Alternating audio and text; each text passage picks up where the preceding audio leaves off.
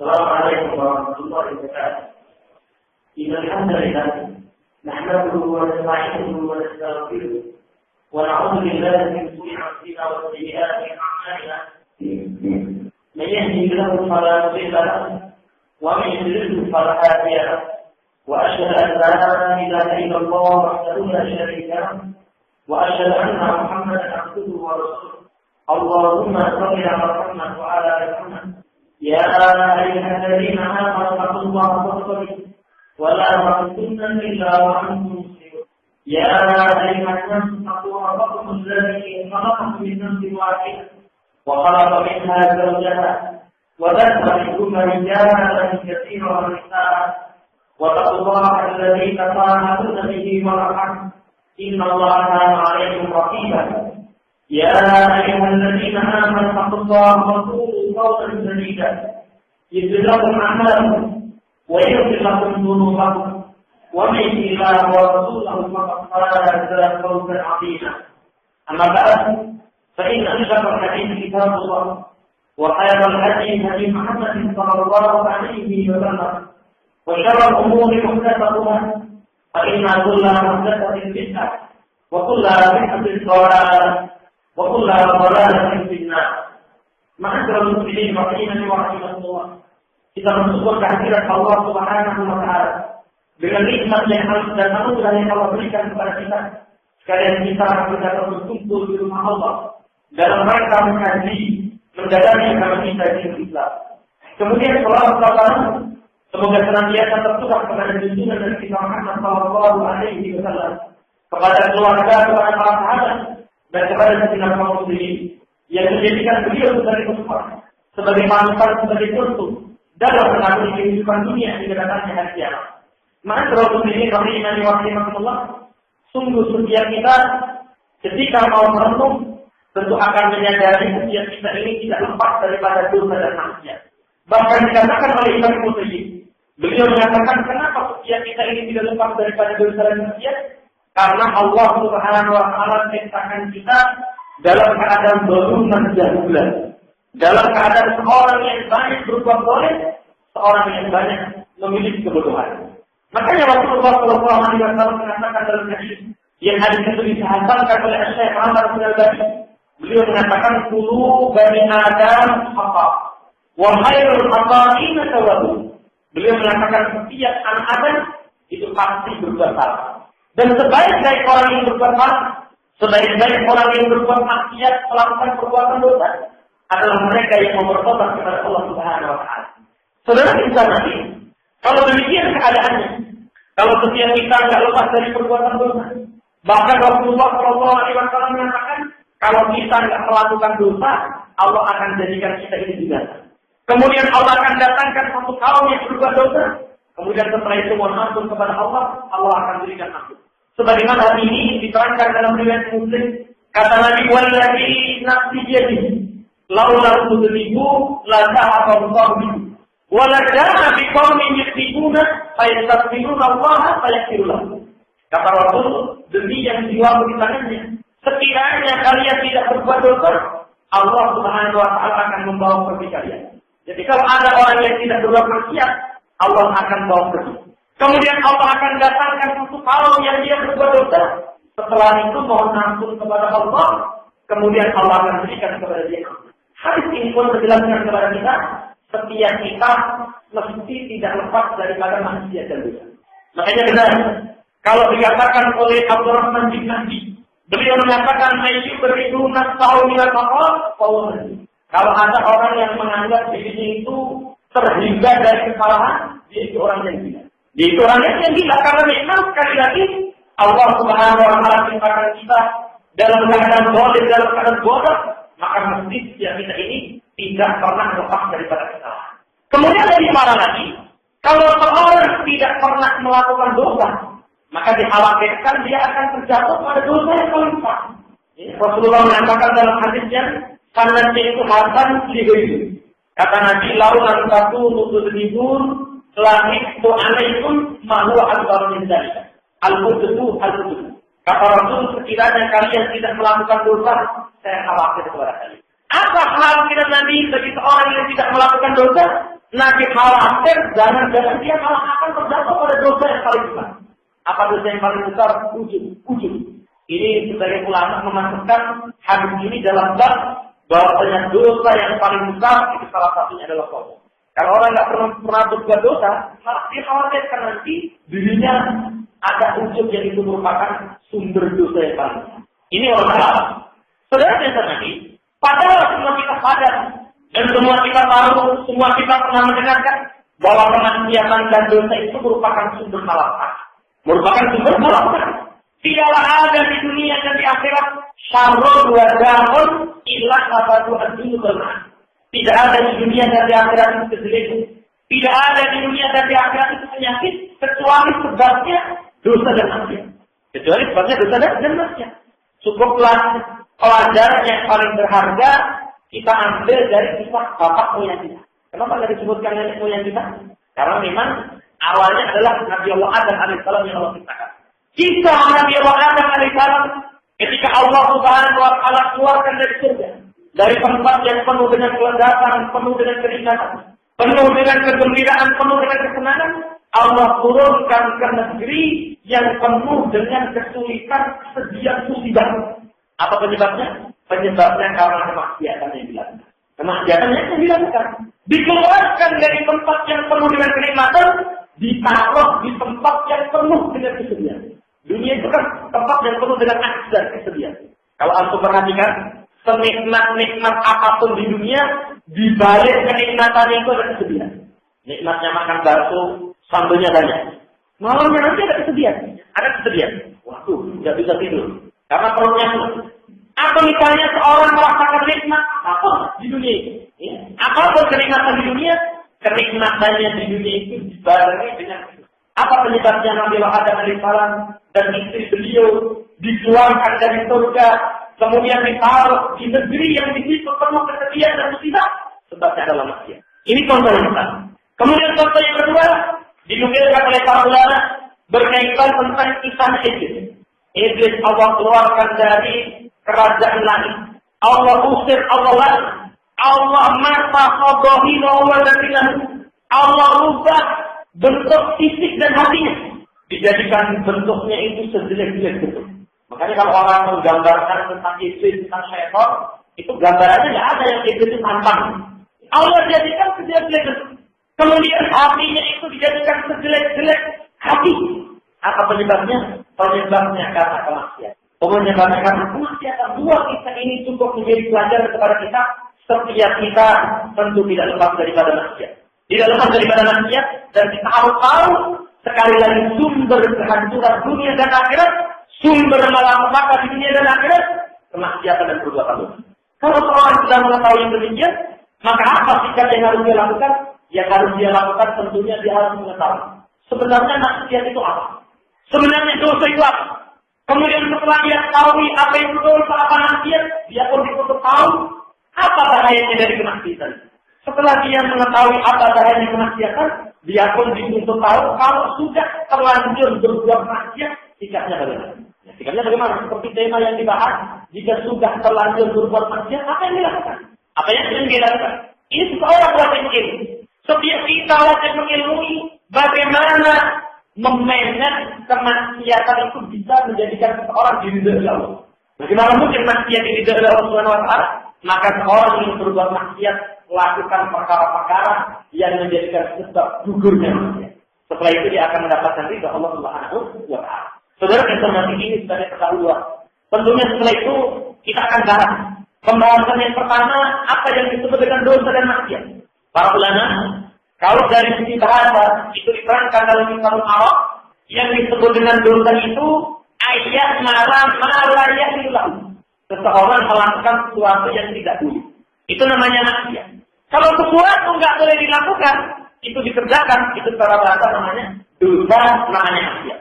Adapun definisi yang lebih komplit itu dinukilkan dari Ibnu Hajar Al-Haythami ketika beliau mengatakan yang namanya dosa dan kemaksiatan itu kalimatun jami'atun li jami'i al-syarr wal qaba'ihi kabirnya wa qalilnya. Beliau menyatakan namanya dosa itu kalimat yang mencakup semua perbuatan jelek, Kalau ada perbuatan jelek, maka itu disebut maksiat. Baik yang kecil maupun yang besar, ada perbuatan jelek dalam tinjauan syariat, itu disebut dosa.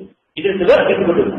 Saudara nanti, kemudian Rasulullah pun menjelaskan kepada kita, perbuatan dosa dan maksiat itu nanti ada tandanya. Lalu apa faedahnya seorang mengetahui tanda maksiat dan tanda perbuatan dosa? Kalau dia dalam kondisi bingung atau mana? Perbuatan saya ini dosa atau enggak? Kalau dikatakan dosa, kok kayaknya enggak. Tapi kalau tidak dikatakan tidak berdosa, kok kayaknya berdosa. Apa misalnya saya melakukan pasaran Islam.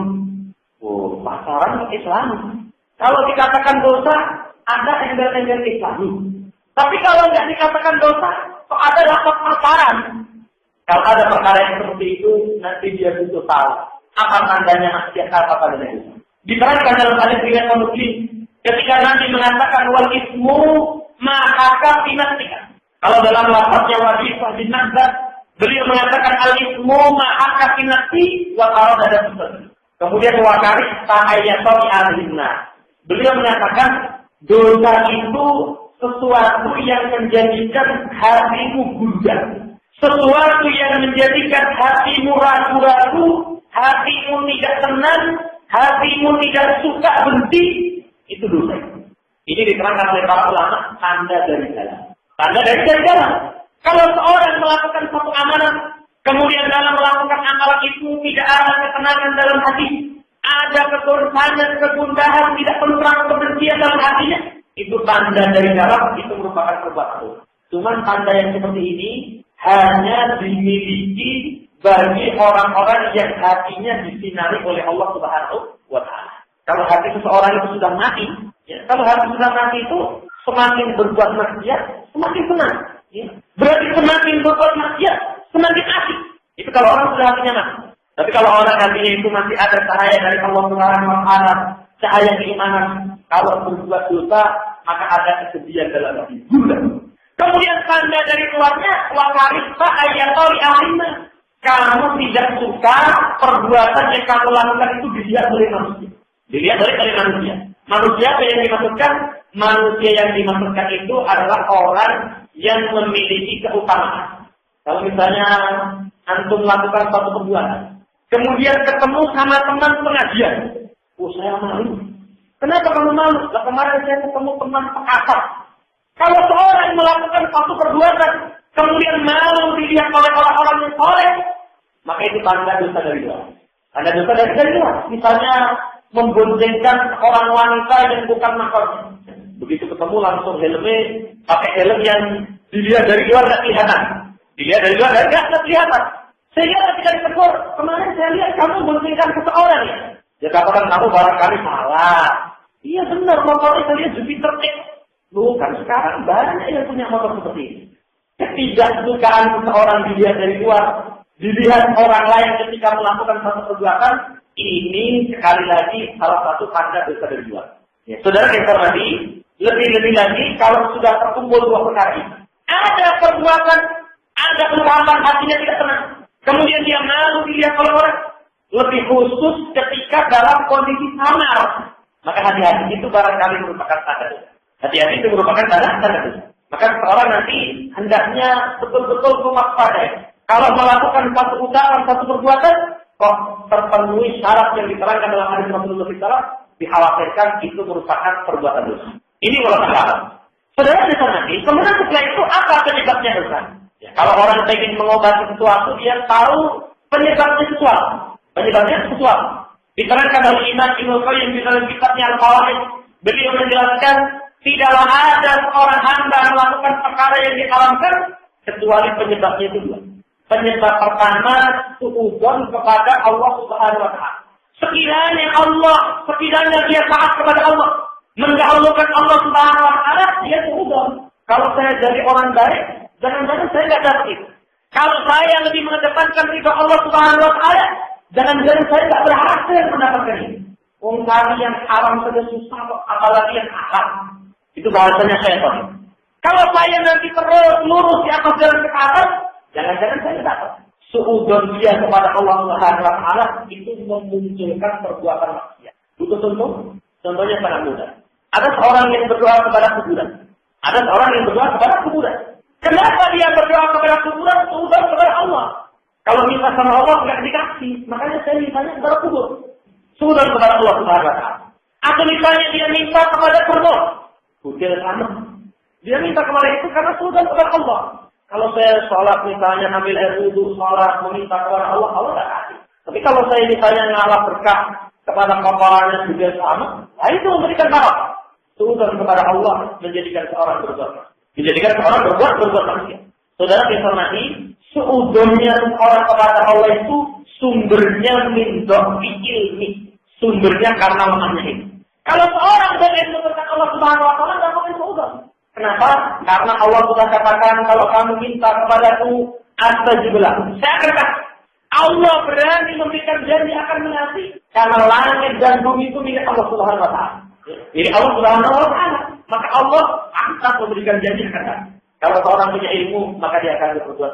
Ini pendorong yang pertama, penyebab seorang berbuat maksiat itu karena sudah kepada Allah Subhanahu wa Ta'ala. Selengkapnya contoh-contohnya nanti bisa dibaca di kitab Fathul Majid. Karya Syekh Abdul Mansur Hasan. Di sana diterangkan bentuk contoh-contoh suudzon kepada Allah dan kemaksiatan yang ditimbulkan. Kemudian yang kedua, kalau dia tak suudzon kepada Allah Subhanahu wa Ta'ala, penyebab seseorang melakukan maksiat itu memperturutkan syahwat. Yang namanya syahwat itu kata Syekh ini, sesuatu yang dicenderungi jiwa, dicenderungi oleh seseorang, cuma kecenderungannya itu tanpa dipikir, tanpa dipertimbangkan. Kalau seorang bertindak tanpa dipikir, tanpa dipertimbangkan, itu namanya syahwat. Loh kenapa? Ya, kamu mengambil mangga itu, sementara bukan milik kamu. Ya katakan, oh itu mangga itu menggoda saya. Jangan salahkan saya. Karena mangganya yang menggoda. Tanpa dipikir. Kalau seorang misalnya sesaat merenung, kenikmatannya maksiat itu sesaat, penderitaannya abadi. Bahasa Jawa itu nikmatnya maksiat itu sekeletan, ya. Sengsaranya itu fakir dan nggak boleh berbeda. Aduh, nggak Jawa nih. Masya Allah ya, kalau orang merenungkan yang demikian, dia nggak mungkin memperteruskan. Dia nggak mungkin memperteruskan syahwat. Contohnya sangat banyak, misalnya orang berzina. Dia sadar resikonya zina itu besar. Tapi karena waduh, saya nggak tahan.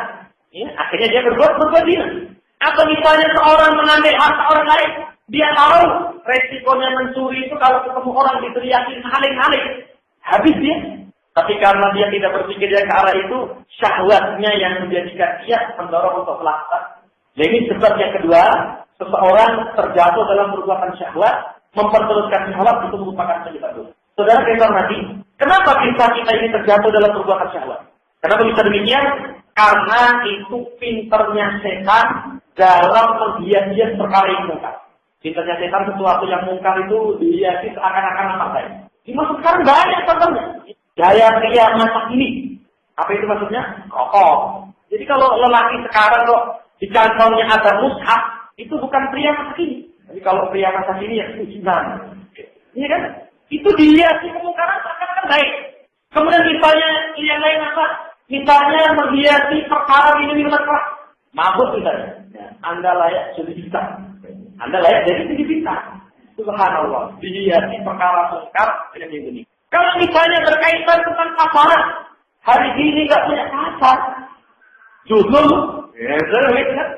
dihiasi perkara yang itu akan jadi hati-hati. Ya, intinya kalau orang mudah terpengaruh dengan bisikan syaitan, sesuatu yang mungkar di bisik-bisik kita akan baik, itu mudah terjatuh dalam syaitan. Ini kalau ditanya penyebab kemaksiatan itu apa? Dua saja. Sudah kepada Allah melakukan kemaksiatan.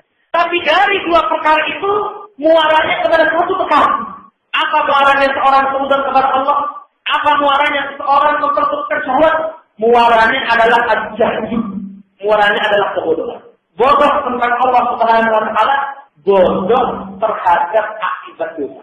Makanya kalau orang sudah bodoh, itu diterangkan oleh para ulama, al-jahlu aslun li syarr. Kebodohan itu merupakan pokok setiap kejelekan. Kesebalikannya al-ilmu aslun li khair. Berilmu itu merupakan pokok setiap kebaikan. Seorang yang punya ilmu, dengan ilmu dia akan bisa membuka pintu-pintu kebaikan. Tidurnya orang yang punya ilmu itu berpahala. Tidurnya orang yang punya ilmu itu berpahala. Apa misalnya, daripada saya baca isya, ngobrol kesana kemari, tidak ada faedah, sudah, saya tidur saja. Tidur yang dibangun di atas ilmu berpahala. Karena dia memiliki ilmu, omong-omong setelah kita tanpa faedah itu maksud. Itu berpahala kan?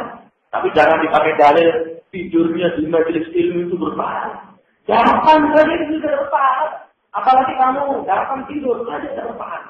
Kalau tidurnya di majelis ilmu ya musibah. Ya, pinginnya nanti saya datang supaya tahu apa bahayanya maksiat. Ketika pulang ditanya apa bahayanya maksiat. Kalau dalam lembaran yang ditulis, nah itu kamu baru sendiri.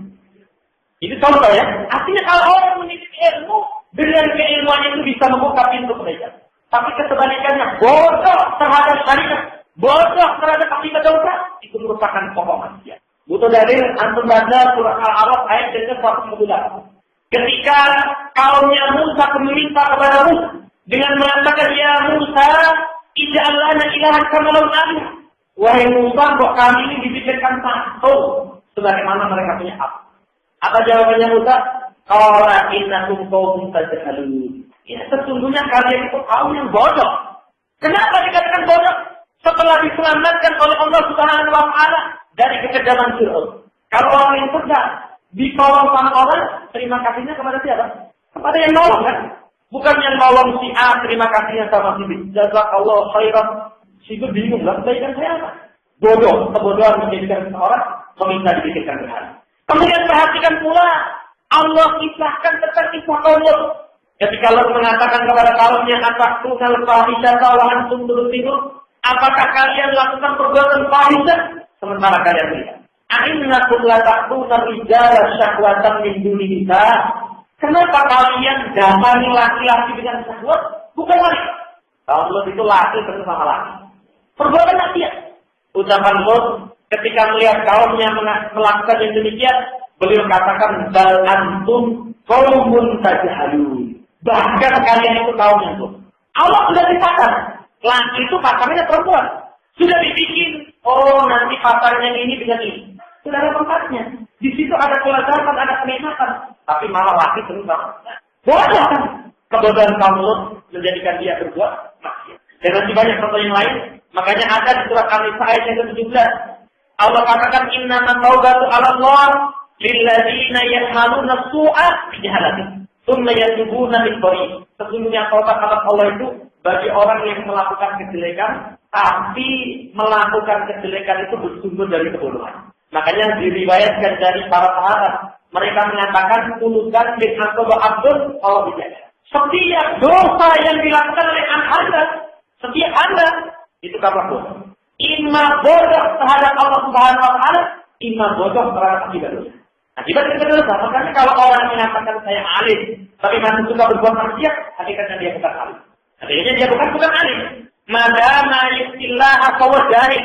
Dikatakan oleh para ulama, seorang yang senantiasa memaksiati Allah, itu dia orang yang bodoh. Dia orang yang bodoh. Itu demikian. Jadi kalau ditanya penyebab maksiat itu apa? Penyebab maksiat itu suudzon, memperjuangkan syahwat, tapi muara keduanya itu adalah kebodohan. Bodoh terhadap Allah, bodoh terhadap akibat dosa. Saudara yang hormati, kemudian setelah itu membahas tentang rincian dosa. Ya, berkaitan tentang bentuk dosa, itu nanti bentuk dosa itu ada dua. Pertama, melanggar larangan, yang keduanya melaksanakan perintah. Ya, melanggar larangan, yang keduanya meninggalkan perintah. Jadi kalau ditanya maksiat itu apa? Maksiat itu kalau orang meninggalkan perintah. Tentunya perintah yang wajib. Maksiat itu apa? Tentunya kalau orang melakukan sesuatu yang dilarang. Itu namanya maksiat. Kalau ditanya mana yang lebih besar dosanya? Seorang yang meninggalkan perintah dengan seorang yang melakukan larangan. Dinukilkan dari ucapan Sahal bin Abdillah. Yang ini dinukilkan oleh Imam Nukayyim di dalam kitabnya Al-Fara'id. Beliau mengatakan meninggalkan perintah itu di sisi Allah dosanya lebih keras dibandingkan dengan menerjang larangan. Dibandingkan dengan menerjang larangan. Kenapa demikian? Kalau Sahal bin Abdillah itu mengatakan alasannya, Nabi Allah Adam alaihissalam melakukan kemaksiatannya apa? Menerjang larangan. Iblis laknatullah alaih melakukan kemaksiatannya apa? Meninggalkan perintah. Allah Subhanahu wa taala memberikan kesempatan taubat bagi Adam karena menerjang larangan, tapi Allah Subhanahu wa taala tidak memberikan kesempatan taubat bagi iblis karena iblis meninggalkan perintah. Karena iblis meninggalkan perintah. Maka hati-hati nanti, ya, seorang yang bijaksana itu bisa melihat. Ini perintah agama, ini larangan agama. Seorang yang baik, semua yang dilarang itu dia laksanakan, dia tinggalkan. Semua yang diperintahkan dia laksanakan. Tapi kalau misalnya nggak ada kemampuan, waduh saya ini sama sekali belum bisa. Maka kalau meninggalkan larangan, meninggalkan perintah hati-hati. Meninggalkan perintah hati-hati karena kedudukannya lebih besar dosanya dibandingkan dengan menerjang larangan. Ada dibawakan oleh Imam Mubayyid beberapa alasan, ya, karena memang waktunya singkat. Di risalah yang kita sebutkan tadi, antum bisa rujuk. Di kitab Al-Fawaid di sana dibawakan sekian alasan berkaitan tentang bentuk dosa itu meninggalkan perintah, melakukan larangan, tapi yang lebih besar adalah meninggalkan perintah. Itu demikian. Kemudian setelah itu pembahasan tentang jenis dosa. Saudara kita nanti dosa itu nanti ada 4 jenis. Ada dosa yang berhubungan dengan Allah Subhanahu wa Ta'ala. Apa dosa yang berhubungan dengan Allah itu?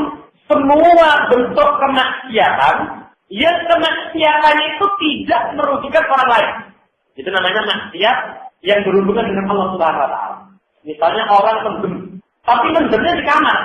Setelah mendem dia juga nggak teriak-teriak, kamarnya di tetangganya nggak terganggu. Seperti itu maksiat yang berhubungan dengan Allah Subhanahu wa Ta'ala. Misalnya seorang tidak mengerjakan sholat, ya, misalnya seorang tidak mengerjakan sholat, maka tidak merugikan orang di sekitarnya. Makanya seperti itu disebut maksiat yang berhubungan dengan Allah Subhanahu wa Ta'ala. Nah ini harus digarisbawahi karena sebagian masyarakat kita itu punya prinsip. Yang penting kita sama-sama baik. Kalau kamu sudah sama-sama baik, itu sudah baik. Itu prinsip yang salah. Maksiat itu bukan hanya kepada sana. Dosa itu bukan hanya kepada sana. Ada dosa kepada Allah Subhanahu wa Ta'ala. Dan ini juga termasuk kesalahan halal bihalal. Setiap tahun halal bihalal, keyakinan gua saya sudah bersih. Jadi hati saya itu sudah seperti lembar yang putih. Ya. Tidak ada dosa sama sekali. Itu kesalahan. Kenapa kesalahan? Dosa itu bukan hanya kepada Allah saja. Ada dosa kepada Allah Subhanahu wa Ta'ala. Nah, kemaksiatan yang berhubungan dengan Allah itu paling besarnya syirik. Paling besarnya kesyirikan, nanti di bawahnya kemaksiatan dari kabair maupun min kabair. Kemudian yang kedua, ada nanti kemaksiatan itu kepada sananya. Ada dosa kepada sananya. Artinya, seorang melakukan pelanggaran syariat, tapi merugikan orang di sekitarnya. Merugikan orang di sekitarnya. Misalnya mencuri harta orang. Misalnya menodai kehormatan orang. Misalnya mengalirkan darah orang. Itu berarti dosa yang berkaitan dengan sesamanya. Ini harus diperhatikan. Kemudian nanti ada kemaksiatan yang berkaitan dengan hati. Kemaksiatan yang berkaitan dengan hati itu diterangkan oleh Syekh Abdul Rahman Syarhi. Misalnya, seseorang ada rasa ujub, ada rasa sombong, ya, ada riya, ada nifaq. Itu kemaksiatan yang berkaitan dengan hati. Tapi ada kemaksiatan yang berkaitan dengan anggota. Itu tentang diri dosa itu demikian. Kemudian setelah itu, pembahasan yang seterusnya, apa kemaksiatan yang pertama kali dilakukan?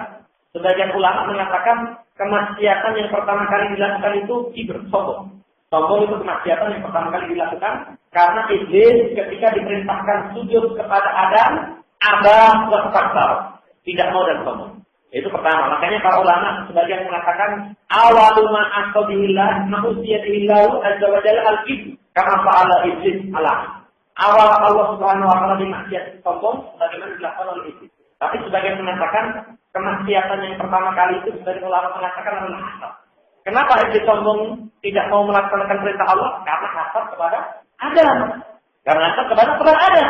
Maka sebagian ulama mengatakan kemaksiatan di atas langit hasad yang pertama kali, kemaksiatan di muka bumi hasad yang pertama kali. Kalau di muka bumi yang pertama melakukan kemaksiatan dia 2 anak Adam. Ketika Qabil membunuh Habil, ini pendapat yang rajih, sebagian mengatakan 2 anak Adam yang bersengketa itu Qabil membunuh Habil. Misalnya kalau di masa Adam, itu karena memang manusianya belum banyak, setiap kali melahirkan, lahirnya itu laki sama perempuan. Ya, pasangannya Qabil itu cantik, pasangannya Habil. Syariat pada masa Nabi Adam, pasangannya Qabil dinikahkan dengan pasangannya Habil. Ya, waktu itu, mosok saya pasangan lahir saya cantik, hasad akhirnya. Dari hasadnya itu, ya kemudian melakukan kejahatan berupa pembunuhan. Ini 2 pendapat di kalangan para ulama. Kalau ditanya kemaksiatan apa yang pertama kali dilakukan, sebagian mengatakan al-kibr, sebagian mengatakan al-hasad. Kenapa kita ini harus ilmui supaya kita waspada kibr dan hasad itu salah satu dari dosa. Itu adalah hal. Pada dasar tadi, Kemudian setelah itu pembahasan tentang tingkatan dosa. Diterangkan di dalam ayat, dosa itu nanti terbagi menjadi dua. Ada al-kabair, yang keduanya ada al-qarair. Ada dosa besar, ada dosa kecil. Makanya Allah katakan intajtanibu kabair ma tunhauna anhu nukaffir ankum sayyi'atikum wa nudkhilkum mudkhalan karima. Di surat An-Nisa ayat 31, kalau kalian tinggalkan sebesar-besar dosa, apa yang dilarang darinya, kami akan ampunkan kesalahan kalian. Di sini diambil pelajaran, dosa itu terbagi menjadi dua, kata Syekh Al-Manasani dalam tafsirnya, ada dosa yang besar, ada dosa yang kecil. Ada dosa yang besar, ada dosa yang kecil. Cuman ada kalimat indah dari Ibnu Abbas radhiyallahu anhu. Dinukilkan oleh Syekh Abu Bakar Jabil Al-Jazairi, beliau mengatakan, la kabira ma'a istighfar wa la kabira ma'a iqrar. Dosa besar kalau dibarengi dengan istighfar itu tidak besar. Tapi dosa kecil kalau terus-menerus dilakukan itu bukan kecil lagi. Misalnya satu hari maksiat satu semut, itu sudah ditumpuk, akhirnya menjadi gunung semut. Ya, itu demikian. Tapi kalau misalnya seorang satu hari melakukan kemaksiatan sebesar gunung, hari itu dia istighfar, dia taubat, akan hidup minat dambi, kaman lada. Seorang yang bertobat dari dosa seperti tidak punya. Nah, ini pembagian para ulama, nanti dosa itu ada besar ada kecil. Dari mana kita bisa mengetahui ciri dosa besar, ciri dosa kecil?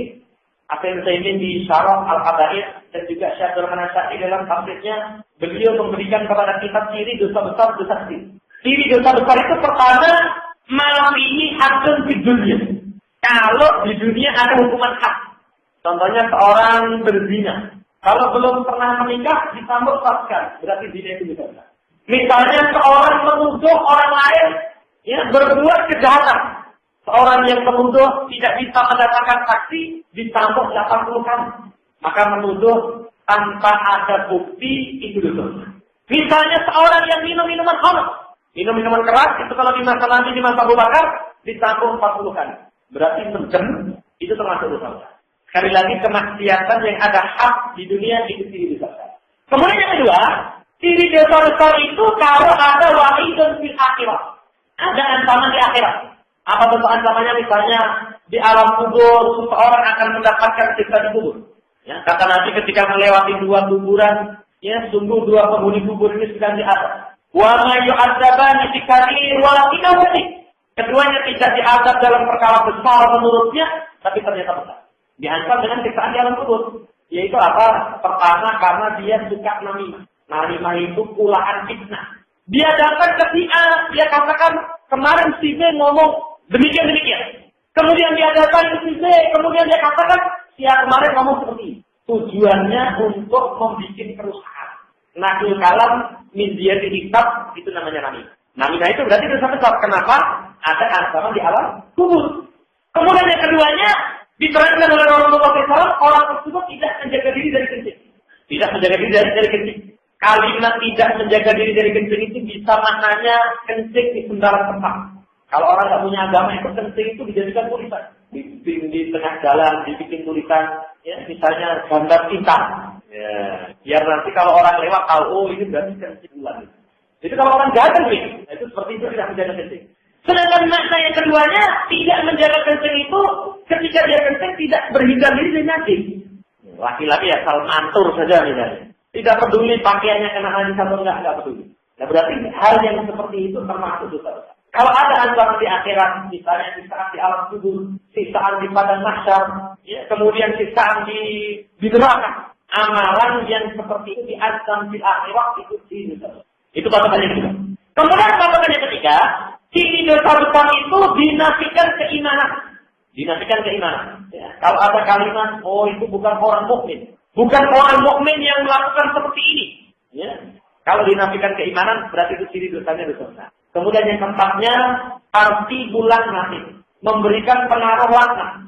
Kalau ada satu perbuatan pelakunya dilaknat, itu dosa besar. Misalnya ada dalam hadis la'anallahu man dzaba li ghairillah. La'anallahu man ghayyara manarah.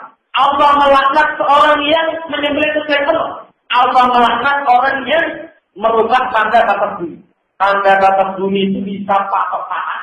Tanda batas bumi itu bisa tanda arah. Misalnya mau ke Jakarta, diambil ke arah barat 100 kilo Jakarta. Dia rubah arah barat itu dia rubah ke arah selatan misalnya. Akhirnya orang mau ke Jakarta udah ini jalur ke Jakarta masih keliru.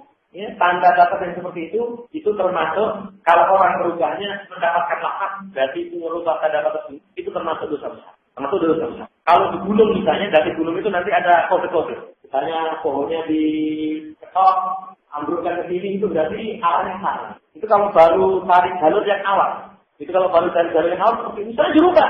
Harusnya jatuhnya dari ke sini dirubah. Akhirnya orang masuk juga. Ya, merubah tanda-tanda seperti itu mendapatkan laknat berarti. Kemudian yang terakhir, yang ciri yang keempat, yang kelima ya. Ciri yang kelimanya kalau ada satu perbuatan Allah murkai. Satu perbuatan Allah murkai itu berarti ciri kita. Selain itu bukan termasuk dosa besar. Maksudnya kepada asal kalau salah. Saudara, kemudian dari semua dosa besar itu apa yang paling besar? Dari sekian dosa besar itu diterangkan oleh para ulama, paling besarnya syirik. Itu yang pertama. Syirik itu kalau definisi yang umum, tasfiyatul ghairillahi billah bima huwa min khususihi. Menyamakan selain Allah dengan Allah dalam perkara yang itu khusus bagi Allah. Dalam perkara yang khusus bagi Allah. Misalnya seseorang meyakini selain Allah bisa memberikan rezeki, selain Allah bisa memberikan penghidupan atau kematian, itu berarti syirik. Atau misalnya memiliki keyakinan selain Allah punya hak ibadah, boleh disembah selain Allah, berarti menyamakan selain Allah dengan Allah. Dalam masalah uluhiyah itu berarti syirik. Nah, syirik ini Nabi katakan ala kunnabi hukum di akbar ibadati. Maukah saya kabarkan kepada kalian sebesar-besarnya dosa besar? Nabi ulangi tadi 3 kali. Maka Nabi pun para sahabat mengatakan, bala ya Rasulullah, tentu ya Rasulullah. Maka Nabi mengatakan dosa yang paling besar itu al-isyraku billah, mensekutukan Allah Subhanahu wa taala. Kemudian diperkuat dalam ayat, sesungguhnya Allah enggak mengampuni dosa syirik dan mengampuni maduna dzalika. Kalimat duna dzalika itu berarti di bawah syirik. Kalau syirik Allah tidak kasih ampun. Ini menjelaskan kepada kita bahwasanya sebesar-besar itu syirik. Sampai pun syiriknya itu syirik kecil. Syirik kecil itu diterangkan oleh para ulama, ya. Diterangkan oleh para ulama itu merupakan sebesar-besar dosa besar. Atau yang lainnya di Qaulul Mufid. Beliau menjelaskan syirik kecil itu akbarun min kaba'iril dzunub. Sebesar-besar dan dosa besar. Syirik kecil itu apa? Riya, sunnah. Orang sholat riya dengan dia pemabuk, itu dosanya lebih besar seorang yang sholat riya. Seorang yang sholat riya, walaupun kalau di mata masyarakat itu lebih jelek seorang yang melakukan seorang yang pemabuk. Sampai ada di pojok-pojok gang itu ada tulisan pemabuk dilarang masuk, pengamen pemulung dilarang masuk. Karena anggapan mereka pemabuk memang tercela. Walaupun ada yang kelelehan, itu tulisannya pengamen pemulung dilarang masuk, pemabuk boleh. Ya, tapi ketahuilah ya, minum minuman keras dengan riya itu dosanya lebih besar riya. Ini hadiahnya. Ya. Sebagaimana diucapkan dari ucapan yang Mas'ud dalam hadis yang rijalih sahih, ketika beliau mengatakan li an ahli sabilillah kadiban ahabbu ilayya min an ahli fadli sadiqah. Saya bersumpah atas nama Allah dusta itu lebih disukai dibandingkan dengan bersumpah atas nama selain Allah jujur. Kalau sumpah atas nama Allah dusta, dosanya ada berapa? 3. Dosa pertama, dia dusta. Dosa yang kedua, dusta dibarengi dengan sumpah. Dosa dibarengi dengan sumpah. Dosa yang ketiganya, sumpahnya dengan nama Allah Subhanahu wa taala dengan zat yang maha mulia untuk melakukan kemaksiatan. Dibandingkan dengan seorang bersumpah dengan selain Allah jujur, misalnya demi berhala ini saya enggak lakukan. Dan dia memang jujur. Kemaksiatannya apa? Sini sumpah saja. Itu kata Ibnu Mas'ud lebih ringan bersumpah atas nama Allah. Wallahi saya enggak ambil. Itu di kantong apa? Wallahi saya enggak ambil. Berarti nyemplung beres harganya tadi. Ya. Berarti kemaksiatannya adalah ya, dia dusta. Tapi seperti itu lebih besar dosa bersumpah dengan selain Allah. Bersumpah dengan selain Allah itu para ulama menghukumi syirik kecil. Kecuali kalau diyakini yang dipakai sumpah itu sama besarnya dengan Allah Subhanahu wa taala. Kemudian setelah itu pembahasan yang kedua termasuk dosa besar itu sebagian ulama mengatakan berucap tentang Allah tanpa ilmu. Nanti harus baca di surat Al-A'raf ayat yang 33. Ketika Allah mengharamkan fahisyah yang nampak maupun yang tersembunyi, perbuatan dosa melampaui batas, mensekutukan Allah tanpa ilmu. Setelah itu wa an taqulu 'ala Allahi ma la ta'lamun. Kamu berucap tentang Allah tanpa ilmu. Kata Imam Qayyim di dalam kitab tafsirnya Bada'i Tafsir, beliau mengatakan Allah menyebutkan dalam ayat ini 4 tingkatan dosa. Pertama, fahisah yang nampak maupun yang tersembunyi. Yang keduanya perbuatan dosa melampaui batas. Yang ketiganya syirik. Yang keempatnya beliau katakan summa kadzalika hatta qatana hadhi aqdamiha wa asyadiha. Ditutup dengan yang paling besar, paling keras larangannya. Apa itu? Berucap tentang Allah tanpa ilmu. Dari sini Imam Qayyim memberikan penjelasan sebesar-besar dosa besar itu kalau berucap tentang Allah tanpa ilmu. Misalnya berucap tentang Allah, masuk berucap tentang nama dan sifat. Allah memiliki sifat seperti ini sementara tidak ada ilmu. Mengatakan Allah berbuat seperti ini sementara tanpa ilmu. Mengatakan Allah mensyariatkan seperti ini. Ini dilarang, ini diperintah tanpa ilmu. Itu dosanya di atas ini. Atau mengatakan ini halal, ini haram tanpa ilmu. Itu dosanya di atas. Jadi di kalangan para ulama, kalau kalangan berkaitan tentang pembagian dosa atau tingkatan dosa itu ada al-kabair, ada as-shaghir. Kemudian setelah itu bahayanya dosa itu banyak sekali. Kita hanya rangkumkan beberapa poin dari risalahnya Imam Qayyim. Antum baca nanti di kitab Ad-Da' wa Dawa. Di sana disebutkan bahayanya dosa itu pertama melamatkan hati berbuat kebajikan. Jadi kalau orang maksiat akan ada dalam hatinya itu setitik noktah hitam. Semakin banyak maksiat yang dilakukan, kata Nabi, semakin banyak noktah hitam dalam hati. Kalau hati seseorang itu sudah hitam, itu semangat taatnya berkurang, semangat maksiatnya bertambah. Nggak ada istilahnya kalau hatinya itu hitam itu, wah, black sweet, hitam manis. Kalau hati sudah hitam, ya sudah, kelar gitu. Kemudian maksiat itu mewariskan kerendahan, menghinakan hamba di hadapan Allah karena seorang hamba itu mulia di hadapan Allah, akramakum, Allah yang paling bertakwa. Kalau maksiat berarti orang yang paling rendah, hina di hadapan Allah, menimbulkan kerusakan di muka bumi. Di satu bahasa di surat Ar-Rum ayat 51 telah nampak kerusakan di daratan dan di lautan dengan sebab tindakan manusia. Jadi kerusakan itu sebabnya adalah manusia. Kerusakan di muka bumi itu sebab daripada dosa. Memandangkan barokah, mendatangkan rasa takut. Orang yang berbuat dosa itu dibayang-bayangi dengan ketakutan, kecemasan, gundah. Menghilangkan rasa malu, mendatangkan celaan, kemudian menghilangkan kenikmatan, kemudian merusak akal. Kemudian kalau mau tambahkan lagi, banyak masalah. Ya intinya sumber kejelekan malapetaka dunia akhirat itu banyak daripada dosa. Saudara yang hormati, cuman kalau pengen kalimat yang lebih ringkas lagi, Ibnu Abbas mengatakan kejelekan itu membuahkan 5. Pertama, tawajan fil wajhi, wajahnya menjadi gelap. Orang yang jelek wajahnya gelap, bukan hitam. Kalau hitam banyak yang wajahnya hitam tapi tidak gelap, tapi wajahnya gelap. Anda bisa lihat wajahnya preman dengan wajahnya orang yang suka sholat, kelihatan lah, wajahnya bersinar, wajahnya gelap. Sedangkan yang keduanya zulmatun fil qalbi, kegelapan dalam hati, hatinya gelap. Kalau hati sudah gelap itu nggak bisa membedakan al-haq wal batil. Tidak bisa membedakan mana perbuatan yang Allah ridhoi, mana perbuatan yang Allah murkai. Hatinya gelap. Kemudian yang ketiganya wasnan fil badan, sumber kelemahan badan. Penyakit itu sumber daripada maksiat. Ya, penyakit itu sumber daripada maksiat itu membuahkan penyakit dalam badan. Penyakit dalam badan. Kemudian naksan firis, perut rezeki, kemudian kebencian di hati makhluk. Orang sama benci sama dia. Itu ya secara ringkasnya buah daripada maksiat, bahaya itu demikian. Saudara kita masih, lalu bagaimana sikap orang berkaitan dengan perbuatan maksiat? Nanti sikap orang berkaitan dengan perbuatan maksiat itu terbagi menjadi 3. Ada yang meremehkan dosa. Jadi menganggap dosa itu hanya seperti lalat yang terbang di depan dia. Dia katakan, jangan bicara tentang dosa, menjadikan saya tidak nikmat makan. Jangan bicara tentang dosa, itu menjadikan hidup saya sedih. Meremehkan perbuatan dosa. Meremehkan perbuatan dosa. Nah ini sikap yang seperti ini sangat berbahaya. Sikap yang seperti ini sangat berbahaya. Jangan pernah meremehkan dosa. Jangan lihat besar kecilnya dosa, tapi lihat siapa yang kau maksiati. Siapa yang kau maksiati. Ini sikap yang paling tercela kalau orang melakukan perbuatan dosa, kemudian dia remeh. Kemudian dia remeh. Kemudian sikap yang kedua, orang itu putus asa dengan Allah Subhanahu wa Ta'ala. Misalnya saking banyaknya kemaksiatan yang dia lakukan, bukan hanya, pokoknya semua kemaksiatan itu sudah dia lakukan. Maksiat apa saja dia pernah cicipi. Kalau orang kita mengatakan molimo, bukan hanya molimo, 190. Maksiat apapun pernah dia cicipi. Karena orang yang seperti itu sudah putus asa. Ayo mas sholat, wah jangan. Nanti saya sholat dulu cuma tergesi di masjid. Ini tidak tercela.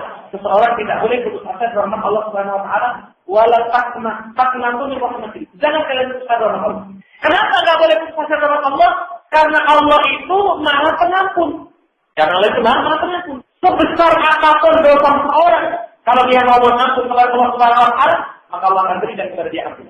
Itu yang kedua. Sedangkan yang ketiganya, sikap yang paling baik seorang yang berbuat maksiat tergelar bertaubat. Ini sikapnya orang yang bertakwa. Bisa dibaca di surat Al-Imran ayat yang ke-35. Kata Allah, sifatnya orang yang bertakwa itu walladzina idza fa'alu fahishatan aw dhalamu anfusahum dzakarallaha fastaghfiru lidzunubihim wa man yaghfiru dzunuba illa Allah wa lam yusirru 'ala ma fa'alu wa ya'lam. Adalah ketika melakukan perbuatan fahisyah, mendolimi diri mereka sendiri, segera ingat kepada Allah mohon ampun, karena dia mengetahui tidak ada yang bisa mengampuni dosa kecuali hanya Allah. Walam yusirru ala ma fa'alu wa ya'lam, dan tidak nekat terus-menerus melakukan kemaksiatan sementara dia tahu. Itu sifat orang yang bertakwa, bukan gablek. Kemaksiatan itu segera ditobat. Mudah-mudahan Allah Subhanahu wa taala memberikan kepada kita taufik sehingga diri kita ini digolongkan sebagai golongan yang ketiga. Saudara kita mati, kemudian pembahasan seterusnya, apa upaya supaya kita ini terhindar dari dosa? Apa yang belum berat? Tapi ada usaha-usaha. Karena dosa yang dilakukan oleh orang yang beriman itu tidak ada unsur kesengajaan asalnya. Bedanya dengan orang awam, kalau orang awam itu sengaja, beda. Tapi kalau orang yang beriman, karena memang kondisi yang mendorong kepada itu. Apa upaya supaya terhindar dari dosa? Pertama doa. Karena sebesar apapun usaha kita tanpa pertolongan Allah, kita tidak bisa. Maka banyak doa kepada Allah, misalnya Rabbana la tuzigh qulubana ba'da idh hadaytana wa hab lana min ladunka rahmah innaka antal wahhab. Ya Allah, wahai Rabb, jangan Engkau simpankan kami dari kebenaran kepada kebatilan setelah Engkau berikan kepada kami hidayah. Anugerahkan kepada kami dari sisi rahmat, yang rahmat-Mu itu bisa memperbaiki keadaan kami. Sesungguhnya Engkau adalah Maha Pemberi anugerah. Doa, misalnya doa yang lain, Allahumma ya muqallibal qulub, tsabbit qalbi ala din. Allahumma ya muqallibal qulub, sharif qulubana ala ta'atik. Wahai Zat yang membolak-balikkan hati, alihkan hati itu di atas ketaatan kepada Allah. Ini doa-doa yang seperti ini kata, insya Allah bisa mengingat kita dari dosa. Kemudian cara yang kedua mengingat bahaya. Mengingat bahaya, kalau orang membaca bahayanya dosa, itu dia tinggalkan. Pendekatan pemahaman, seseorang misalnya suka kepada sesuatu. Tapi kalau dia tahu bahayanya sesuatu, dia akan tinggalkan. Saya tahu sebenarnya makanan ini hobi saya, tapi makanan ini berbahaya untuk saya, dia nggak mau makan. Dan demikian pula, ingat bahaya dosa, itu bisa menjadikan seorang menghindari dosa. Kemudian yang ketiga, menyadari menghindari dosa itu kebutuhan hati. Saudara besok nanti, hati kita ini membutuhkan 3 perkara. Hati kita membutuhkan 3 perkara. Pertama, sesuatu yang bisa menjaga kekuatan hati. Apa itu?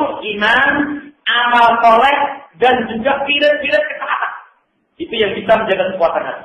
Kemudian yang kedua, hati kita ini butuh dibentengi dari perkara yang bisa membahayakan hati. Apa perkara yang bisa membahayakan hati? Perkara yang bisa membahayakan hati itu kemaksiatan dan penyimpangan. Kalau orang sudah maksiat, sudah menyimpang, hatinya itu berbahaya. Kemudian yang ketiganya, kebutuhan hati itu seseorang dituntut untuk menghilangkan segala perkara yang nanti akan mengganggu proses pertumbuhan kebaikan hati. Apa yang bisa mengganggu proses pertumbuhan hati? Ya, yang harus dia lakukan itu adalah dengan banyak bertobat dan istighfar. Taubat dan istighfar itu bisa menghilangkan segala perkara yang merupakan pengganggu proses pertumbuhan. Ya, kalau pendekatan pemahaman, kalau orang pengen tanaman yang baik, maka tanaman itu harus dijaga kebaikannya. Setelah dijaga, dipupuk. Setelah dipupuk, segala yang mengganggu dihilangkan. Misalnya dari binatang nantinya akan menggerogoti akarnya, dibuang. Misalnya dari rumput-rumput yang nanti akan mengganggu pertumbuhannya, dihilangkan. Hati pun demikian. Kesadaran menghindari dosa itu adalah kebutuhan hati, insya Allah menjadikan seseorang menghindari dosa. Kemudian yang keempatnya berilmu tentang Allah. Ayatnya sudah sering kita dengar, innama yahtallaha min ibadillah. Surat Fatir ayat yang ke-28. Sesungguhnya hamba Allah yang paling takut kepada itu Allah. Artinya mengkana bilai a'lam karena aksaruhu khasyyah. Siapa yang paling alim tentang Allah mesti paling takut. Siapa yang takut kepada Allah, dia akan tinggalkan maksiat, mempersiapkan bekal dengan amal taat. Berarti berilmu tentang Allah itu upaya untuk menghindari dosa. Kalau orang satu saja dia ilmu tentang Allah, Allah Maha melihat, itu dia sudah nggak berani maksiat. Ya. Walaupun semua mata tidak lihat, semua mata tidak lihat. Ya. Misalnya orang naik motor, katanya itu kata yang tidak terlihat dari luar. Kemudian dia ngelihat di belakang saya itu ada makhluk halus atau enggak? Enggak ada yang lihat, enggak ada yang tahu. Tapi kalau dia memiliki ilmu Allah, Sami'un Alim, Maha mendengar lagi Maha mengetahui, dia enggak berani. Walaupun semua mata tidak lihat, Allah Subhanahu wa taala melihat. Satu ilmu saja itu sudah menjadi teman. Kemudian yang kelimanya sabar. Sabar terhindar dari maksiat. Maksiat yang apa? Maksiat syahwat. Imam Nawawi menjelaskan kepada kita, maksiat itu ada syahwat, ada subuhat. Kalau subuhat itu sumbernya karena mengedepankan akal dibandingkan dengan dalil. Kalau orang akalnya dijauhkan dibandingkan dengan dalil, maka dia terjatuh dalam fitnah subuhat, rancul dalam masyarakat. Kemudian syahwat, orang itu lebih mengedepankan hawa nafsu dibandingkan dengan akal. Ya, tidak sabarnya seseorang itu menjadikan terjatuh dalam fitnah syahwat. Kalau sabar misalnya nanti saatnya halal, ya sudah nanti saatnya punya istri, ya sabar dia. Kalau sabar akan bermaksiat, tapi kalau nggak sabar, wah saya SMA itu pengen berusaha, icip-icip dulu lah.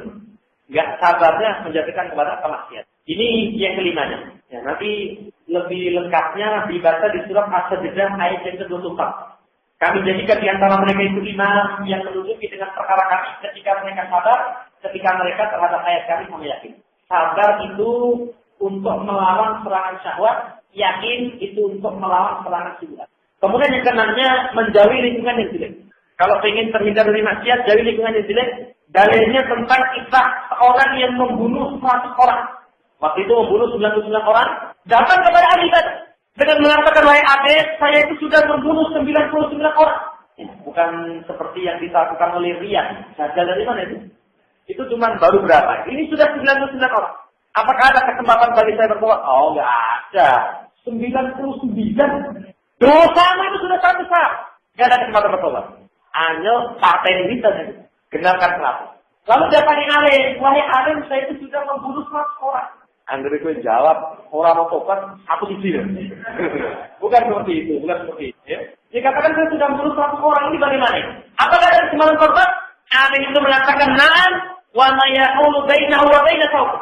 Dia katakan, siapa yang bisa menghalangimu dengan tobat kepada Allah? Tidak ada. Tapi, Alim ini memberikan nasihat, intalik ila hati kada wa kada. Fa inna dia unasan ya'budun Allah ta'ala. Fa'budillaha ma'ahum. Fala tarji ila artika. Fa inna artusu. Kata Alim, kalau kamu mau bertobat, sekarang pergi ke kampung sana. Karena di kampung sana itu ada manusia yang menyembah Allah. Sembahlah Allah bersama mereka. Jangan kamu kembali ke kampung halamanmu.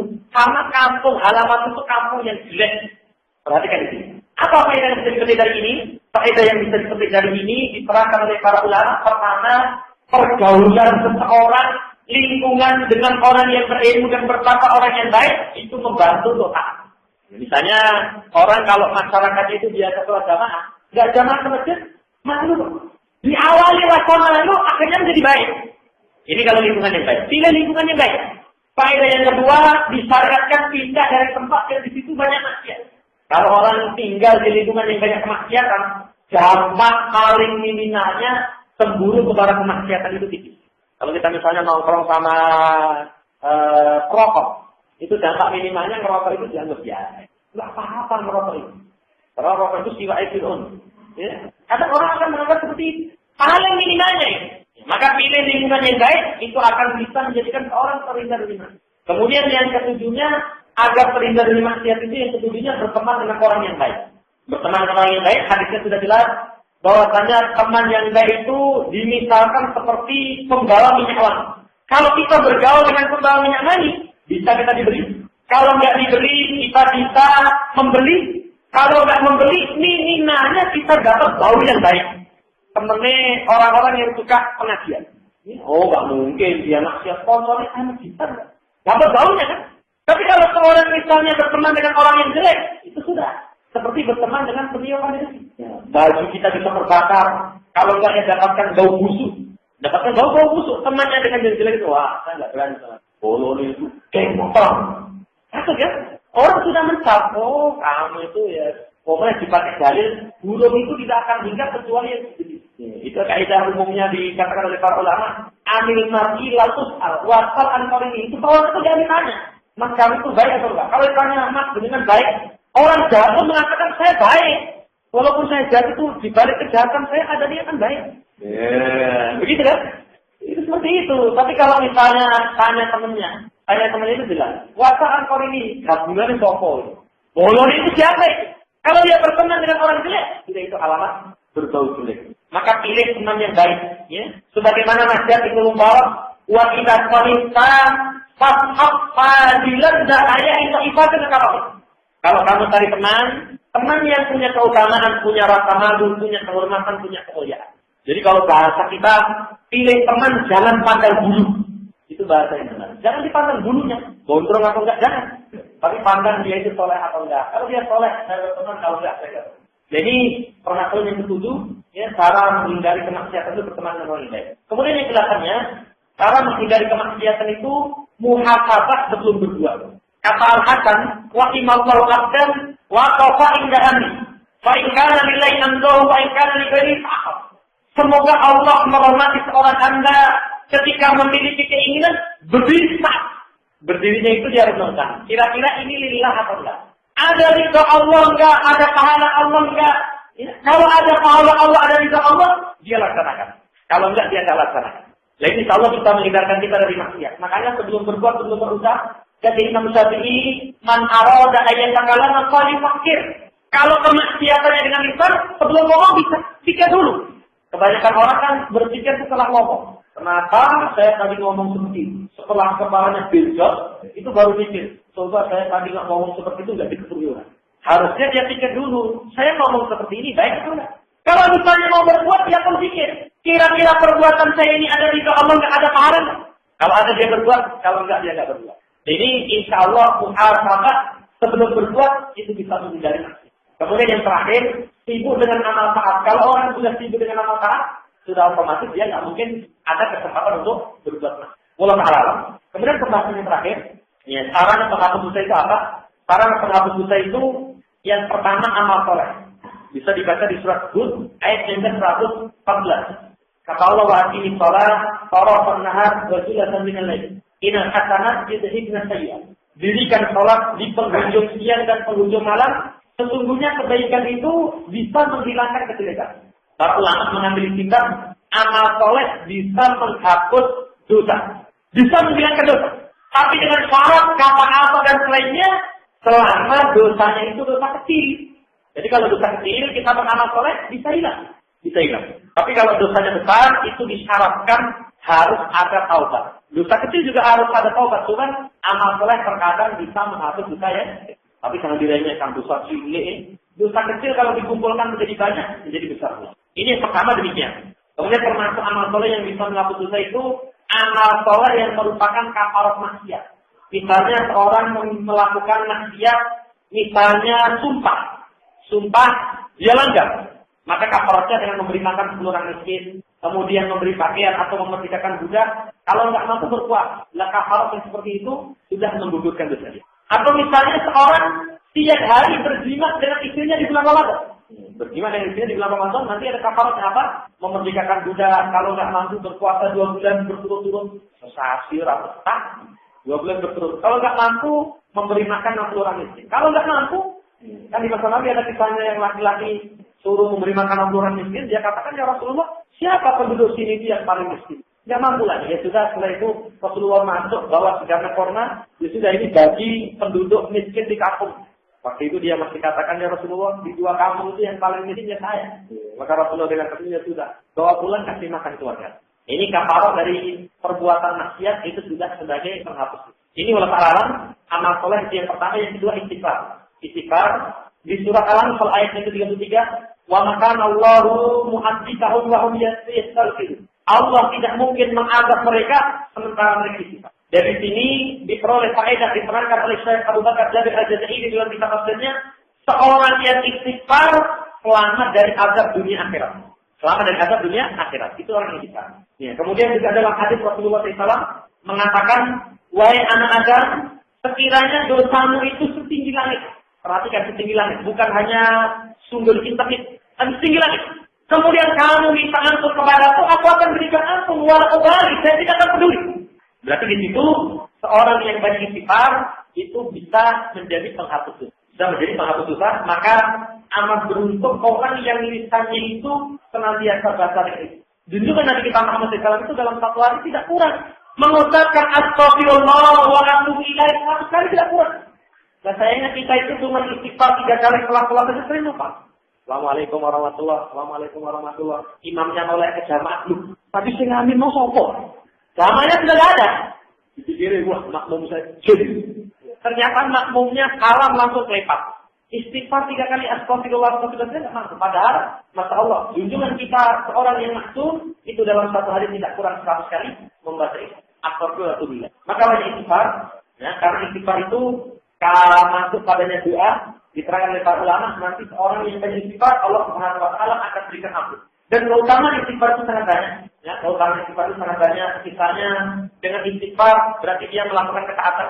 Dengan istighfar Allah nanti akan memberikan kepada dia ampunan, diturunkan hujan yang membawa barokah, dibanyakkan anak, banyakkan harta, ya, diberikan kepada dia taman-taman kenikmatan-kenikmatan.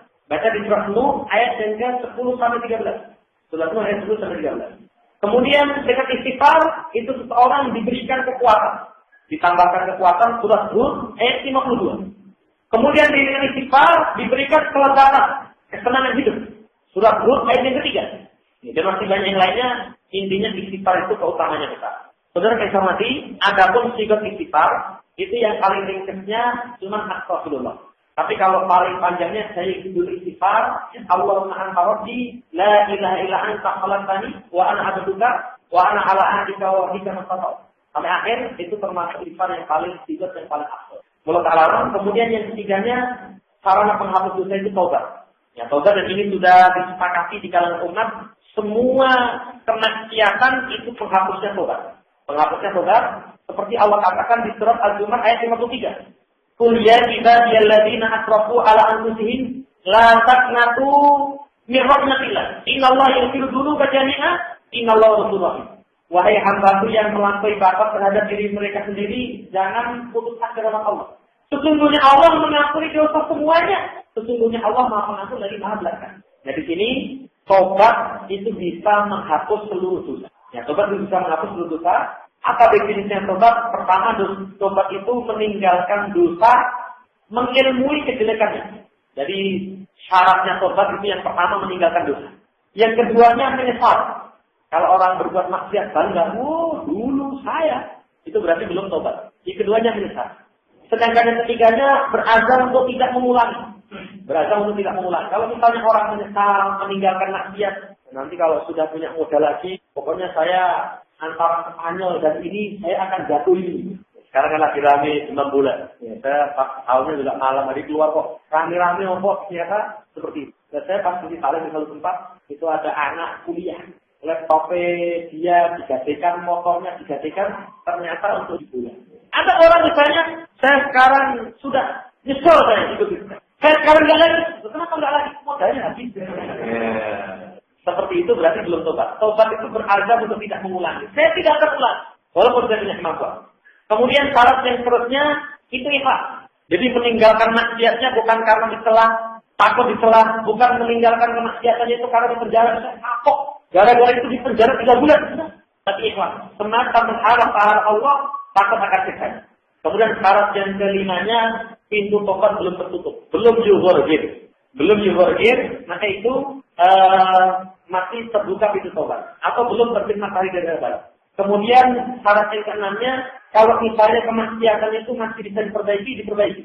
Atau bentuk maksiat yang bisa diperbaiki, misalnya maksiatnya, contohnya durhaka sama orang tua, bisa diperbaiki. Misalnya maksiatnya mencuri punya orang, barangnya masih ada, orangnya masih ketawa. Maka bisa diperbaiki, kembalikan barangnya kepada orang yang dia curi, dia melakukan kezaliman kepadanya. Itu kalau mesti bisa diralat, maka yang keenamnya gini. Makanya 5 kalau kemaksiatan terhadap Allah, 6 kalau kemaksiatannya itu merugikan pihak lain.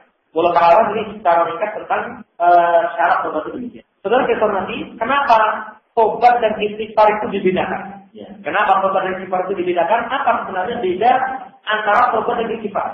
Perbedaan tobat dan istighfar itu sangat banyak. Ya, perbedaan tobat dan istighfar itu sangat banyak. Apa perbedaannya? Pertama, istighfar itu terkadang seseorang masih melakukan dosa. Dia masih melakukan dosa tapi istighfar itu bisa. Tapi kalau tobat, sudah dia tinggalkan maksiat. Yang kedua, taubat itu ketika diterima, dosanya akan hapus. Dosanya akan hapus. Kemudian akan Allah ganti kejelekannya dengan kebaikan. Tapi kalau istighfar itu semata doa. Berdoa kepada Allah, kalau Allah kabulkan, berarti diampunkan. Kalau nggak dikabulkan, berarti juga disiksa. Itu bedanya istighfar dengan taubat. Kalau taubat, selama terpenuhi syarat, dosanya dihapus. Tapi kalau istighfar, itu nanti seperti doa umumnya. Kalau Allah kabulkan, maka dosanya dimaafkan. Kemudian perbedaan yang seterusnya, kalau istighfar itu bisa dengan diri sendiri, bisa dengan orang lain. Ya sudah, salah kamu mintakan ampun sama Allah, bisa. Tapi kalau tobat nggak bisa. Kamu kemarin maksiat oleh sudah tak tobat, nggak bisa. Kalau istighfar bisa. Itu perbedaan yang seterusnya. Kemudian perbedaan yang seterusnya pula, kalau tobat itu, ya, kalau istighfar, seseorang bisa diampunkan dosanya dengan istighfar orang lain. Kita misalnya dosanya diampunkan dengan istighfar orang lain bisa. Tapi kalau dosa kita ditobati orang lain, kan?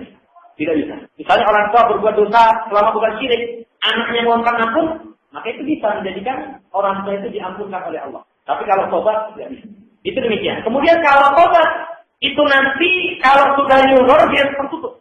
Kalau sudah nafas tenggorokan, sudah nggak ada pintu tobat. Tapi kalau istighfar, orangnya masih hidup atau setelah mati, itu masih boleh istighfar. Allah maghfir lil muslimin wal muslimat al-ahya ini numwal amwat. Ya Allah, ampuni orang mukmin laki dan perempuan yang hidup mempunyai nama.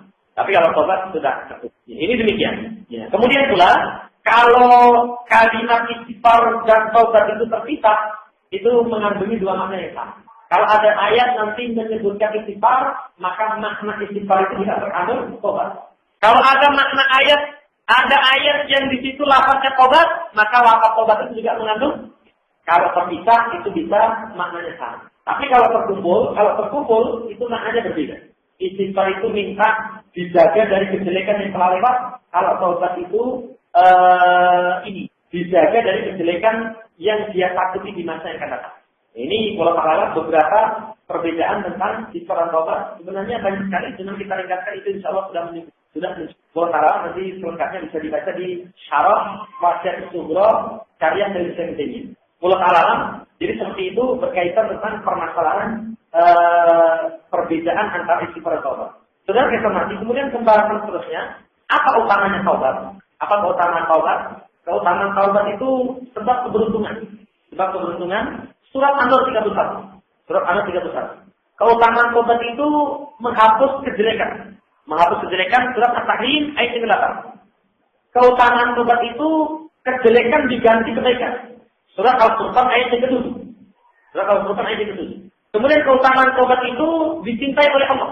Allah cinta kepada orang yang bertobat. Surat Al-Baqarah ayat yang ke-222. Kemudian keutamaan seterusnya, Allah sangat gembira dengan tobatnya orang yang bertobat. Allah sangat gembira dengan tobatnya orang yang bertobat. Itu keutamaan yang kelima. Ini dalilnya hadis. Kemudian keutamaan yang keenamnya, seorang yang bertobat nanti akan memberikan pengaruh yang sangat besar. Kadang orang itu lebih baik setelah tobat sebelum bertobat. Ada orang itu lebih baik setelah tobat sebelum bertobat. Misalnya apa? Misalnya berkaitan tentang wanita yang menghadap kepada Rasulullah melakukan zina. Ya, setelah bertobat, Rasulullah mengatakan tobatnya si fulana ini ketika dibagi 60 penduduk Madinah itu mencukupi. Berarti setelah tobat itu kedudukannya lebih tinggi. Itu demikian. Karena kalau orang mantan preman itu lebih daripada mantan antri. Wah, aku zaman nom dulu, taklim dimanapun saya datang. Nah sekarang berikut Pak, pos ronda. Nah, seperti itu setelah. Ini ulama alam berkaitan dengan keutamaan tobat. Saudara saya hormati, kemudian nanti masih ada pembahasan yang lain, misalnya permasalahan tobat, apakah orang yang bertobat tapi mengulangi dosa yang sama, itu tobatnya nggak diterima? Selama tobatnya yang awal itu terpenuhi syaratnya, maka dosanya dimaafkan. Adapun kemaksiatan yang dilakukan setelahnya sama, itu dosa baru. Dosa baru. Itu pembahasan berkaitan dengan tobat. Kemudian nanti di sana ada kesalahan-kesalahan berkaitan dengan permasalahan tobat. Ada kesalahan-kesalahan berkaitan dengan permasalahan tobat. Misalnya orang mengundurkan tobat. Sudah saya tobatnya nanti kalau sudah tua saja. Itu kesalahan. Ada kesalahan misalnya orang tobat tapi tidak mengetahui dosanya. Saya tobat tapi tidak tahu dosanya. Nah, tobat apa itu?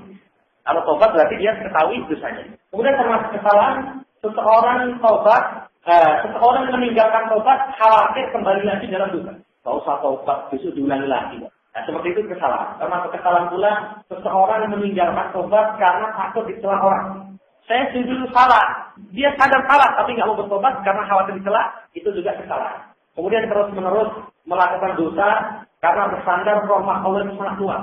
Kan Allah Maha Pengampun. Nggak usah tobat, Allah Maha Pengampun. Itu juga kesalahan. Itu juga kesalahan. Yang kemudian termasuk kesalahan berkaitan dengan tobat itu mengasah rahmat Allah Subhanahu wa taala. Saudara informasi ini yang bisa kita sampaikan. Ya secara ringkas karena memang kalau didetailkan itu ya maksimalnya 3 jam. 3 jam. Tapi karena waktu yang membatasi, kita ringkaskan saja dan insya Allah itu sudah mencukupi dan antum sudah ada lembaran nanti bisa diresapi dirungi kembali. Mungkin demikian kurang lebihnya mungkin maafkan. Subhanallah wa bihamdihi, asyhadu an la ilaha illallah. Assalamualaikum warahmatullahi wabarakatuh.